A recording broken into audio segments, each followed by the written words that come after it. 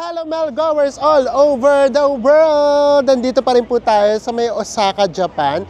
And in this episode, tatlong experiences yung ipapafeel namin sa inyo.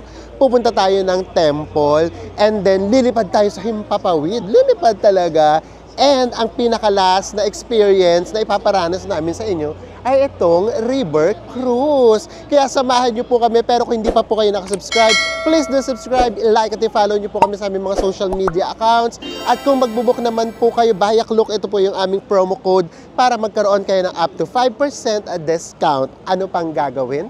Tara na! Go with me, Mel. I just want us to go. Hello everyone! We are still here in Osaka, Japan. So grabe no, ganun din talaga pala yung weather. Akala ko sa may Tokyo lang. So tingnan nyo, nakita nyo ba yung araw kung gaano katirik? Ayan, nakikita nyo naman. Pero malamig siya. Kaya tingnan nyo, naka-sweater din kami. At ito yung sweater na bigay sa amin ni Miss S. Hi Miss S, thank you po. Ito yung sweater from Hard Rock last time sa may Tokyo. So now, nandito tayo sa may Setenoji Temple. Yes, Setenoji Temple yung una natin pupuntahan for today. Para nga pala makapunta kayo rito, kailangan yung bumaba ng Setenoji Meiyohegaoka Station. And then Mag-exit kayo sa may exit number 4. yes, so ganun lang siya. So sundan nyo lang siya guys. Hindi kayo maliligaw. Hindi, maliligaw kayo, pero makaka-recover din kayo kaagad. Kasi kami naliligaw din naman kami. Pero sinusundan nga lang namin yung instructions, and then, we're good na. Tara na, pasok na tayo. Meron din ditong torii gates. Ang hilig naman ng Japan sa mga torii gates. And actually, sa mga nababasa namin, yung mga torii gates, parang more on ano siya, ano tawag doon yung nag-aambagan or donation siya ng mga locals, contributions. I don't know why. Baka siguro sa culture nila, parang ano yun, good luck or blessing, more blessing siguro. So, ayan siya. Another temple for today. Siyempre, kung papasok tayo ng temple, lagi tayo may susundin na ritual. Parang cleansing kasi ito, guys. Ayan. And then, dito naman sa kaliwa, ay kanan pala. So every time na papasok tayo ng temple, lagi niyong iisipin yun, lagi tayong merong ritual na gagawin for cleansing or purification yata yung tawag nila. So tara, let's! Ito na yung pinaka-main gate. So, tara, pasok na tayo. Nandito na tayo sa may pinaka-main gate. Ayan. So actually ngayon, mas konti pa lang yung tao. Parang 11 AM na yata. O siguro nga tanghaling tapat pa. And then, meron din syempreng pagoda. Here, ayan o. May pagoda. And then, meron silang iniikot-ikot, guys, na parang manobela. Tignan natin, ha. Ayan o. Ang hindi ko alam kung para saan to. Iniikot nila yan. Tapos parang nagpe-pray sila. Actually, minsan din kasi nakakahiya din siyang itry. Kasi di ba hindi naman yun yung talagang religion mo. Baka mamaya, yung talagang may ganong religion, isipin na parang nababastos sila kapag nagawa natin siyang mali. So might as well, kapag may mga ganyan, hindi na lang din namin tinatry. Tinitignan lang namin. And then kumbaga, ang ginagawa namin sa loob, parang talagang mga sightseeing lang. Ayun nga, hindi kami nakikialam sa kung anik-anik. Kasi baka mamaya makabastos kami ng religion or paniniwala nila. Tara, pasok na tayo. Itong nakikita nyo, ito yung pagoda. So, nagpa-scan ulit siya. So, ayan, every pasok namin, ini-scan yung QR code galing sa may cloak. And then, papalitan siya ng physical ticket. Kapag hindi sila nag-cloak na, ang tawag dito, Japan Pass dito sa Osaka, magkano? 300 yen yung entrance fee for adult. Din sa mga bata naman, 200. Yes. So, ayun yung sinasabi namin sa inyo. Kung marami talaga kayong pupuntahan, the more kayong maraming pupuntahan, grabe yung savings ninyo. So, ito, inabail lang namin siya sa may Klook. Ang inabail namin ay 2-day pass. So, kung gusto nyo, kahit 1 day lang, pwede rin siya. Aralin nyo lang yung mga pupuntahan ninyo. At syempre, kung gagamitin nyo rin lang naman to sa Klook, gamitin nyo yung promo code namin. Ito po, yung Go With Bell, para magkaroon kayo ng Up to 5% discount sa lahat ng attraction all over the world. Yay! I-clock nyo na yan, guys. This is the first pagoda. And ang nakakatawa rito, guys, pwedeng pumasok. So, let's see. Pasok tayo sa isang pagoda na ta. Dito, walang nakasulat na no photography. Kasi doon sa may kabila, eto, baka ito yung pinaka-main shrine. Siguro, dito talaga yung parang dasalan. Kaya, ayan, medyo strict sila dito. Nakalagay na no photography, ganyan. Tapos, bawal na rin ang mga nakasombrero. Kaya nakalagay yun, ayun, nakalagay doon na bawal nakasombrero sa part na yun. And then, dito naman, ayan, no photography. Yan. Kaya dyan, papasok lang tayo dyan, magpipay respect. And then, walang video na magaganap. So, since dito, pwede pa siyang i-video, i-share namin siya sa inyo kahit papaano para magkaroon kayo ng kaunting glimpse sa itsura ng pagoda sa loob. So, tara. Para siyang painting na parang inukit. Ayan. Painting siya, pero may part na para siyang inukit. So, syempre guys, hindi na namin ito maintindihan kung sino-sino sila. Wala rin namang nakasulat. Guys, merong part na bawal na ang sapatos. And then, hindi na rin pwedeng mag-photo or mag-video. Dito, yung paakyat sa may itaas.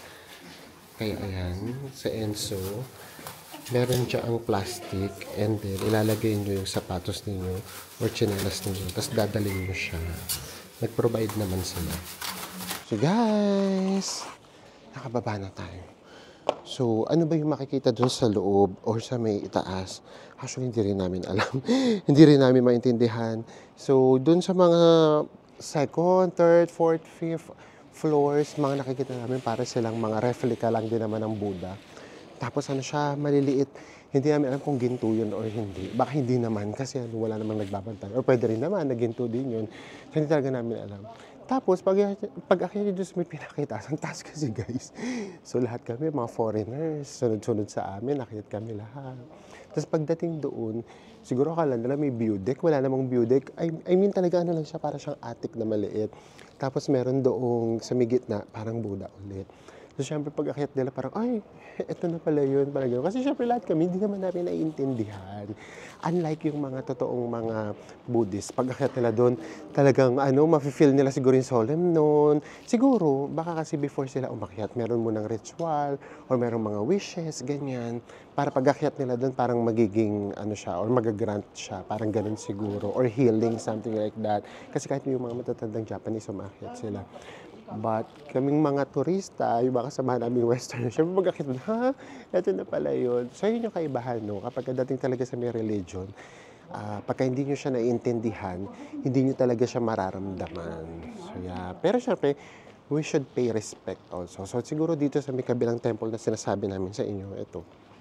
Ayan. Hindi na siguro tayo papasok kasi na lang, hayaan na natin sa kanila. Kesa naman papasok kami doon, tapos para lang kami magsa-sightseeing, titignan lang namin yung paligid. Tapos meron kasing totoong mga nagdadasal lang taimtim. So nakakahiya rin naman. Kapag mga ganitong shrine, yung totoong ginagamit for prayers, hindi na kami masyadong pumapasok.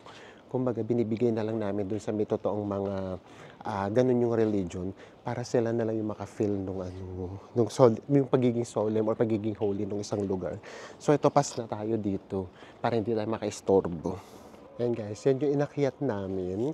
So dito sa my first, second, third hanggang fourth, ang puro makikita nyo nga lang dito yung mga parang replica ng Buddha. Tapos meron doon sa may pinakataas. Doon sa may pinakataas na yun, as in para lang talaga siyang attic. Tapos hindi ka na nga halos makakatayo. Yun, doon yung akala siguro ng mga foreigners. Or akala namin na parang may view deck na pwede naming makita yung lugar ng 360 degrees. Pero wali, talagang for sure, pang-religious lang talaga siya. Let's go guys! So, Ferris wheel tayo. Yun nga pala yung nagulat kami. Doon sa may sa may tawag dito, Disney, parang walang Ferris wheel, no? Oo. Gusto namin yung ganyan. Kasi nga, di ba, parang lang, sightseeing lang. Yung hindi naman yung Ferris wheel doon sa may Kathmandu. Parang yung may Ferris wheel sa may Kathmandu, guys. Diyos ko, grabe yun. Hindi naman namin kaya. Parang niyuyug-yug ka palaglag. So, tignan natin kung i-accept ulit yung QR code natin na galing sa may Klook. Let's see. Yes, dito tayo sa may lift. Paakyat na tayo. Ayan. So, dito pa lang guys. So, nasa lift pa lang kami. Ito na kaagad yung view natin. Diba? Ay, dito na pala. tara na. Let's go. Ang pangalan nga pala nitong Ferris wheel na to, hooray! Charot! Ano nga ang pangalan? Hef 5. Ayan. Pasensya na kayo guys, isang linggo na kami rito sa may Japan kaya nagiging corny na si Enzo. So let's see kung tatanggapin yung ating Klook na code. Let's see. Hello. Ayan. Ay, I think tatanggapin siya. Oh guys, ito na kaagad oh. Ang nakakaloka doon, itong Ferris wheel na to, nasa may loob siya ng mall. Kumbaga nag-start siya sa may 8th floor ba? Tama? 8th floor ng mall. Nasa 7th floor pala tayo. Ayan. So, ayan na siya guys. Diba? Relax-relax lang tayo dito. Ang taas niya oh. Diba? We're going to experience Ferris wheel dito sa may Osaka, Japan. Ayan. So, this is it. I think kami na ang susunod. Go, Bes! First time daw ni Enzo mag-Ferris wheel. So, yung mga ganito, caring-carry namin. Kasi, mahilig naman kami sa may mga, tawag na yung sasakyan natin, Bes? Mga cable cars. Kaya ito, yes, nalulula pa rin kami, pero caring-carry. Gusto namin yung mga view from up above. Hello! Ay, ano namig dito sa loob? And guys, nandito na kami. Ang lamig sa loob, parang aircon din siya. Or ano yun? Hindi. Okay, hindi, Ano wala. dito sa labas ang gagaling. Ang nakakaloka doon, nasaan yung ano, lock? Nasa labas lang. Nasa labas yung lock. Siguro, of course, para na siguro sa may security. Oo. Kasi syempre kung nasa may loob, baka mamaya may magbukas. Oo, bukas No? lang sa So, tama. loob. So nakikita nyo naman, wali. Ang ano niya lang, ang bagal niya lang. Relax lang yung andas Relax lang niya. siya. Ganito naman talaga dapat siguro yung Oo, yung Ferris wheel na parang ano, ito yung mga ganito yung masarap sakyan na Ferris wheel, yung parang ano lang, dadala kayo sa may taas, tapos titignan nyo yung view, yung ganun lang. Guys, here's our view! Woo! Ang taas, grabe. Taas, ang hirap din pala kapag ganito. Parang ako yung tatanungin, ay umaalog pa oh. Parang ano na lang ako, doon na lang ako sa mga view deck. Kasi doon sa may view deck, syempre, mas feel mo na safe ka. Kasi lalakad-lakad ka lang eh, di ba? Ito kasi parang nasa ano ka, parang inangat, something like that. Kasi ano pa, ganito na yung pakiramdam natin, wala pa tayo sa kalahati. Wala pa kami sa kalahati. So kung malulain talaga, Diyos ko. Hindi nagkakakayanin. Ayan oo, nakakalula siya in fairness. So kaya lang kami, syempre, gusto namin ipakita sa inyo today ang Osaka. First, yung tradition. Pangalawa, from above again. And then mamaya, pag pinagpala tayo, ibang dimension ulit yung ipapakita namin sa inyo. So sana, pagpalain tayo. Oo, kasi minsan bigla palang close yung mga attractions. Kaya ngayon, sinigurado namin na pumili lang muna kami ngayon ng 3. Tapos yun lang yung gusto namin i-share sa inyo. Kaysa naman maghabol, kami na maghabol. And then, sarado pala or ang lalayo pala, hindi rin natin ma-enjoy. Ayan, nakikipagkwentuhan lang kami sa inyo guys kasi grabe, umaano na siya. May feelings na gumagalaw siya. Gumagalaw kasi siya, may alog ng kaunti. Kaunting-kaunti lang naman. Ay! Tapos may nilalabasan kasi ng hangin. Dito, somewhere here. Dito. So kapag na, ano siya, parang basta may something. But you know naman, for all of you guys, for the vlog, go! Laban. Oh guys, ito na yung picture ko. Kasama ko ang mga Papa Balls. Nakikita nyo ba? Talaga sinadya siguro na dito sila. Hoy, may nag-comment! Dahil nagbablog kami na nag-comment, kasi shout out kita. Shout out kay Paul Crisostomo. Hi, Paul Crisostomo. Ayun, lagi rin naman ito nagko-comment. So, kung sino yung mga nag-comment, ayan, nakikita namin dito. Sige nga, mag-shoutout nga tayo, konting-konti lang. Kay Bebot Vice. Bebot ba to? Yeah. Kay Bebot Vice, lagi rin to sa aming nanonood. Kahit premiere or hindi, nanonood to. Sino pa? Si Perlita Cardenas. Ito, bago lang to ata. Pero grabe, tuloy-tuloy na rin siyang mag-comment. So, ayan, may special shoutout tayo. Wala lang, nakakatuwa lang kasi nakita ko may nagko-comment pa rin. So, yeah! So, ito experience natin dito sa may HEP5 Ferris wheel. And huwag kayong mag-worry kasi baka, di ba, nagsabi ng iba, nakikita yung mga Japanese sa likuran namin nagbablog. Hindi naman sila, hindi lahat nung nababasa natin na do's and don'ts whatsoever, siya, yung parang totoong-totoo. Iba na basta, ang hirap explain, hindi sila rude, ang sobrang babait nila. Meron pa nga ngayon yung pag-akit namin, hi ng hi, hello ng hello. So kasi kung hindi naman sila komportable, for sure, aalis sila sa likod or whatsoever. So okay lang yun, hindi naman. Tapos yung sa may trains, ang bawal lang naman talaga doon nakalagay. Doon sa may mismong train ha, hindi naman sinabing bawal mag-usap. Ang pinakabawal lang nakalagay yung sa phone ata. Pero kapag sobrang dami daw ng tao, as in, wag daw gumamit ng phone. Yun yung nakalagay mismo. So, ayun lang, yun. Sinasabi lang namin yung namin, ha. Yung na-observe namin dito. Kasi di ba sinasabi, uy, bawal yung ganito, bawal yung ganyan. Pero yun nga, ganoon naman talaga sa kahit anong bansa. Diyos ko, may nakita rin naman kami kumakain sa trains. Meron din naman kami nakita na habang naglalakad, kumakain. Pero syempre, tayo bilang turista, respeto talaga tayo. Kasi guys, yun lang ang talagang hindi namin bet. Yung for example, pupunta sa ganitong lugar na conservative, tapos may mga foreigners talaga na hindi sila sumusunod sa outfit. So sa atin kasi 'di ba parang respeto natin yun. So yun lang naman. But we are loving Japan so much. Yes, we are at the top of the world. Ayoko na lang tumingin sa ibaba. Ito, yung mga ganitong view, kaya ko yan tignan. Kasi kumbaga parang kapantay ko na sila, yung mga matataas na buildings. Pero yung ibaba, hindi ko na kaya rin tignan. Tapos parang dito sa may side ng eye ko, nakikita ko yung mga yung mga tawag dito, yung mga trains, yung mga cars na ang bibilis. So mas lalo siyang nakakahilo or nakakalula. Ang ganda ng view! Thank you! And just like that, tapos na tayo. Thank you! We are done! So, kamusta ba yung experience? So yeah, special naman siya, of course. Kasi, ang nangyari kasi ngayon, kumbaga, nakita natin ulit yung Osaka from up above. Up above! So, ganun siya. So, masaya siya. Tsaka hindi naman siya ganun nakakatakot. Basta wag lang yung talaga siguro may phobia sa mga matataas. Ako naman, wala naman akong phobia. Kaya lang talaga may kaunting lula. Siguro nga, tumatanda na ang lola niyo. So, sign of aging na siya, kumbaga. Kaya sa mga gusto nga pala mag-walk-in, dito mismo sa taas, meron bilihan dito ng ticket. Meron dong self-buy ticket doon, 600 yen per head. Yes. So, kaya nga, mamaya, isa-isayin natin yung mga entrances and then kung magkano yung masisave ninyo if ever kapag ka nag-clock kayo. So, tara, let's!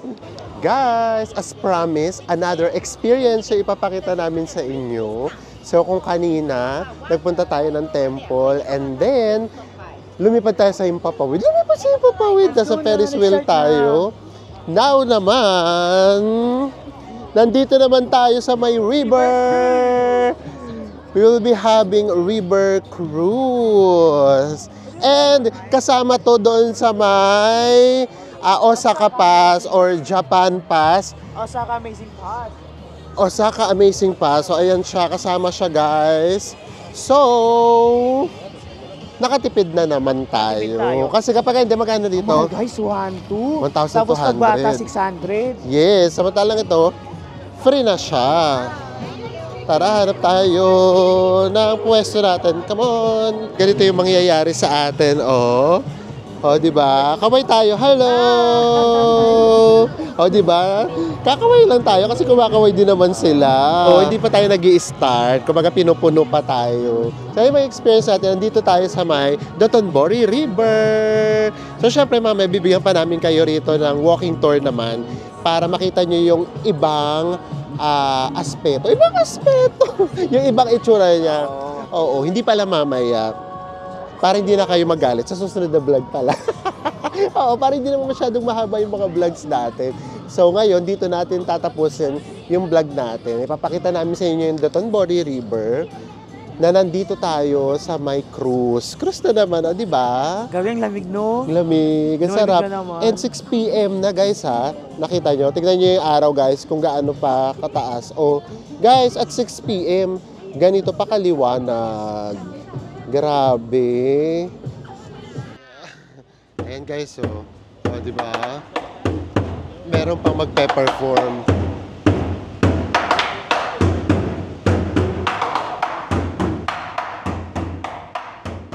Ayan, ang sarap ng simoy ng hangin, ang lamig. I don't know why, bet na bet ko talaga yung mga river cruise na yan. Ganda, di ba? Hello!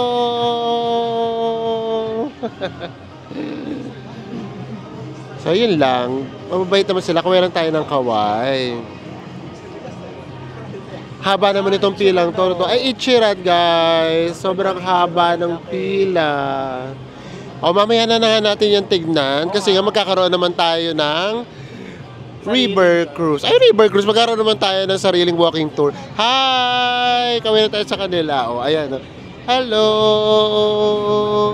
Hi! Actually, yung nagpapasaya kasi ng ganito experience, yung mga mismong turista. Kasi kapag nasa isang lugar kayo na puro turista, ayun, parang, ayan, yung nagkakawayan. Ang mangyayari, magkakaroon kayo ng, ng connection, na same vibe, na pag kumuha isa, kakawin na rin yung isa, tapos magigitian.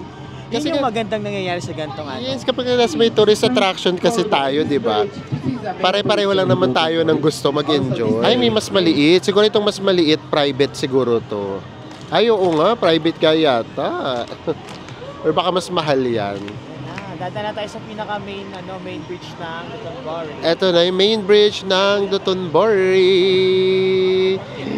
Alam nyo naman na this place is very iconic. Charot, iconic na naman. Very popular. Diba? Mamaya madadaanan natin yung pinakasikat dito sa may lugar na to. Na talagang pinipilahan para lang makapagpa-picture. I think it's here. Ayan, oh. Ito na siya. Oh. Kilala nyo na yan, si Glico. So yan, na ngayon kilala na namin si Glico. Si Glico, ma. Na isa pala siyang runner. Kaya pala nakataas yung ano niya. Yung tumatakbo pala siya sa finish line. Akala ko nag-cheering dati. Or akala ko talagang basketball, promise. Ayan, nasa ilalim na tayo ng tulay. Ang lamig guys, ang sarap talaga ng feeling. Guys, paglagpas natin doon sa may pinaka main bridge ng Dotonbori, ayan, wala na masyadong tao. Doon talaga yung maraming turista. It's 4 kilometers, no? 4 kilometers na cruise. Hello! Ayan. In fairness, ang liit na river nito, guys. Pero, ang daming nagko-cruise. Diba? Ayun sinasabi namin lagi na yung mga ganitong river napapakinabangan. Also, this is the oldest bridge. So this bridge was built by 1931. Oh guys, ito na daw yung the longest and the oldest bridge sa Dotonbori. Pero actually maliit lang siya. Pero yun na yung pinaka-longest niya. Ay, oh, may pagyuko yatang magaganap. Wala naman. Oh, diba? Nandito sa may the oldest and the longest bridge here in Dotonbori. Guys, pabalik na tayo. So, ito yung mga ganito, hindi na namin yan binablog. Kumbaga, yung papunta, vlog kami ng vlog, tapos itong pabalik, i-enjoy na lang natin. Muni-muni time na tayo. And then, syempre, mamaya, sasabihin namin sa inyo, sulit ba yung meron kayo, ano tawag dito? Osaka Amazing Pass, Saklok, or kahit hindi kayo Saklok bumili, actually, pwede kayo ritong bumili, pero mas mahal siya ng kaunti. So mamaya sasabihin namin sa inyo, bibigyan namin kayo ng technique para mas magamit nyo siya ng mas maayos. Ma-maximize nyo siya ng maayos. Guys, kapag pala pabalik, bibigyan tayo ng pagkakataon na makapagpa-picture kay Glico. Ayan, so humihinto pala rito yung cruise. So guys, we are done. So mga 20 minutes naman siya. And we enjoyed it. Promise. Promise na naman. Ang pinaka-highlight nung naging tour natin, yung river cruise natin, yung kumakaway tayo. Oo, kasi yun nga, nararamdaman mo talaga na nasa may tourist spot ka, tapos naka-add pa ng vibe, ang ganda na nung kulay nung paligid. So, pakita namin sa inyo ng very light, ha? Konti lang, kasi meron itong separated vlog. O, di ba? Grabe guys, nakita nyo ba yan? Actually, nakita na namin to ng umaga. Itong river na to, nililinis talaga nila. Talagang, meron talagang dumadaan na nakabangka. Tapos nililinis lahat nung kalat. So, ayan, yung naka-add na nung vibe. Tapos, dito sa mga gilid-gilid, ayun, may mga restaurants kasi dito, pati yan mga yan, kumakaway sila. So ano ba yung in-avail namin? Baka malito kayo kasi Amazing Pass kami na Amazing Pass kasi nababasa namin lagi Amazing Pass. So iba pala yon. So ang binook namin ay Osaka E-Pass. Ito yon, nandito, ito, ayan. So kapag ka one day pass ang in-avail ninyo, nasa may 800 pesos siya. And then kapag ka 2 days naman, nasa may 1,600 pesos. So, times 2, ganon. And then, ang kaibahan pa doon, kasama na yung unlimited ride sa mga metro buses and then metro trains. So, ano ba siya? Sulit ba siya? So, for me o ganito na lang. For example, so magpalagay mo na nga lang na, 6 na lang halimbawa. Tapos sa 600, that's 3,600 yen. So, pagpalagay natin magkano yun. So, mga nasa may, magkano?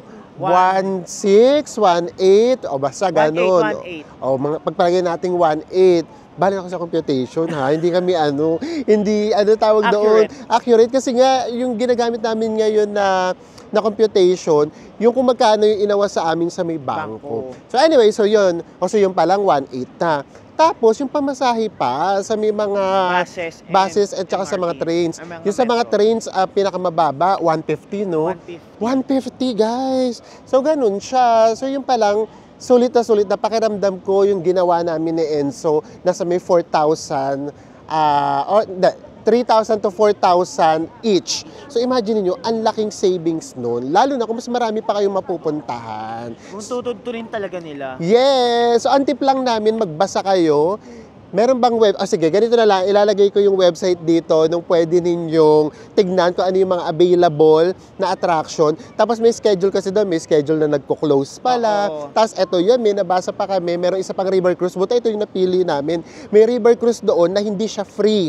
Kumbaga meron ka lang discounted. So for example, kung 1,500, yung entrance fee magiging 1,000 na lang, parang ganun. So hindi lahat siya 100% free. Pero konti lang naman yung ganun. Pero basahin nyo, kasi baka may pumunta kayo doon, tapos ang layo, tapos yun pala, hindi naman siya free. So ayan. Yes, may enjoy nyo siya, basta ma-maximize nyo lang yung pass ninyo. Ganun siya. So, ayan. So, maraming salamat po. Hi! Maraming salamat po sa pagsama ninyo sa amin today. And magkita-kita pa ulit tayo sa mga susunod pa nating Japan Travel Vlogs. Bye, everyone!